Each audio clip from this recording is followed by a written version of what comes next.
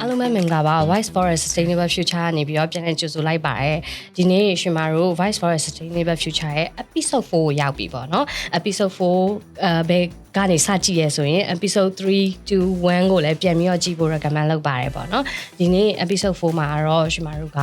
Youth and Sustainability ဆိုတဲ့ခေါင်းစဉ်လေးနဲ့ပတ်သက်ပြီးဆွေးနွေးသွားမှာဖြစ်တယ်ဆိုတော့ Youth and Sustainability လို့ပြောလိုက်တဲ့အချိန်မှာရှင်မတို့ဒီ Sustainability ရေရှည်တည်တံ့မှုမှာလူငယ်တွေကဒီ2012နောက်ပိုင်းကနေစပြီးတော့လှုပ်လှုပ်ရှားအများကြီးလှုပ်လာပြရရှိတယ်ဆိုတော့လူငယ်တွေကဘာတွေလုပ်နေကြလဲအခုနောင်လာလောင်သားတွေလူငယ်တွေကတော့ဘာတွေဆက်လုပ်တဲ့လဲ sustainability အတွက်သဘာဝပတ်ဝန်းကျင်အတွက် climate change အတွက်ဆိုပြီးတော့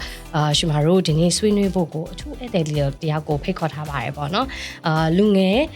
climate advocate environmental advocate sustainability လို့ပြောလိုက်ရင်ရှင်မတို့မြန်မာနိုင်ငံမှာကြတော့လက်ချိုးယူလို့ရတယ်ပေါ့နော်လက်ချိုးယူလို့ရတယ်အဲ့ဒါဆိုတော့ဒီလူငယ်နဲ့ပတ်သက်ပြီးတော့ဒီ sustainability မှာဘာတွေလုပ်နေဘာတွေဆက်လုပ်လို့ရရဲကိုဆွေးနွေးလို့ရအောင်Climate Action Lab မြန်မာရဲ့မရှာတဲ့ဝိုင်ကိုဖိတ်ခေါ်ထားပါတယ်ပေါ့နော်